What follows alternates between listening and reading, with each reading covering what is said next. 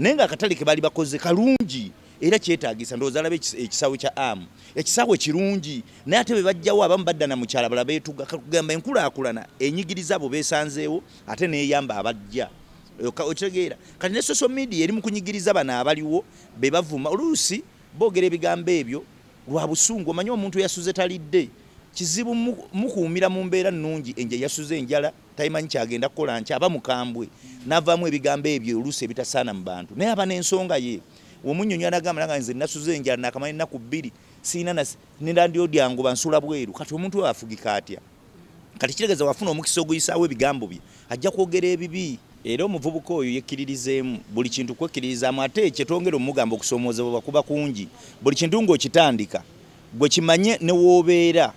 batono nnyo abakukkiririzaamu nti ojja kusobola bonna bakunafuya nti tojja kusobola naye omuvubuka yenna ali eyo munnayuganda oba oli wa boda oba oli wa takisi oba oli mutembeeyi bw'oba n'ekintu ky'okola kikkiririzeemu manya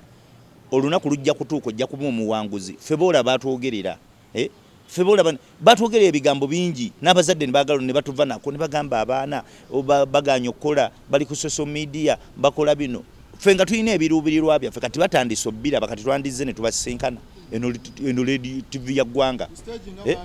batwogerera jukira tukolayo katono piki ne baze tujja kutuga ne tukola ebiboozi ntukola ebintu bya TikTok neka chairman era likirira agamba kumanyika ko tumanyikiddwa tuyinza n'okwesimbawo naye tetulina ate tetugenda kwesimbawo naye kati era likirira nze kirozo kye nayina nze naye njagala kwesimbawo ku bwa president oyo nyinyi muganda naye nangamba wa P4 tebatakkirizibwa kati nze ngeje nali wa P4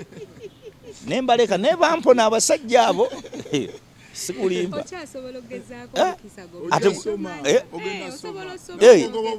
ate tebukyakwata boda enfuufu nyingi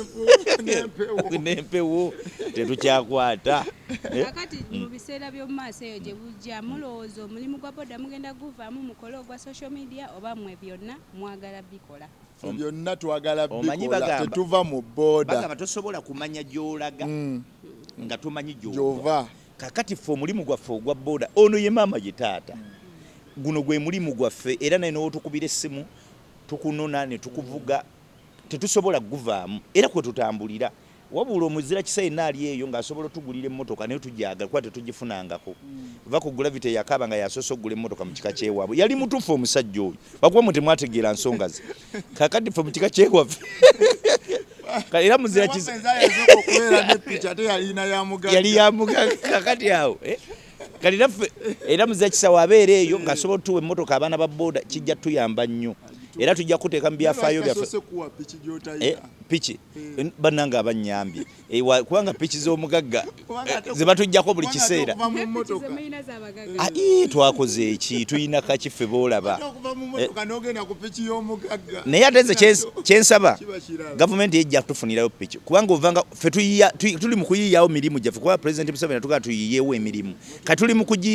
kugiyiiya naye abagagga batujjako piki tuba bize ochegeera ogenda oluso bakwata busikiti bwa TikTok biki ogenda okudda mugagga akubanje ennaku 3 nangagamba parking awo piki ogenda okolima kale naffe tujja zigula naye banga ki tuzinoonya sente zirabika naye muguno gwa social media kiki kyemugwevumako era kiki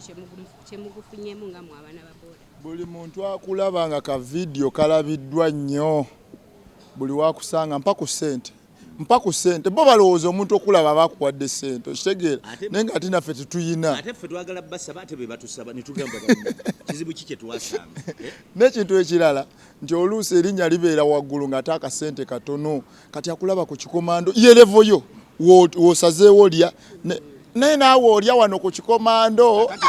nugaba bannaawe tugenda ku tonninnyira wali we tuliira abantu basse batulaba enjala ekuluma oyina mu 25 za katogo ne weekweka kati wali gye tusula ffe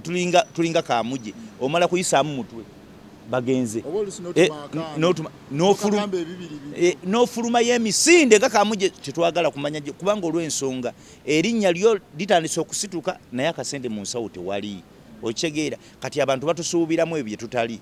okitegera omuntu wakulaba gamba babeera ku TV babeera ku social media buli wabeera mu buliri bwe n'asindika essimu n'akola emirundi 7 n'agamba abo bakimala kati Land Road nga luli yakusaasiranga n'agamba waayo musajja watu avuga ka boda kamulekeremu ennaku nga 10 naye kati guba tegunnaba najja sebo nsaba kasete ogamba toyina gwasiba ku TV ate kakati ayina enjogera egamba simu abali enkoko toyiye nejjula asooka wuwo kati mwe muli enkoko musobola gena ku TV nga temuli ankoko mwabajjuza toyi ya wano kati bali yabavaako debiga babizza kuffe naye ffe tugumidde ebizibu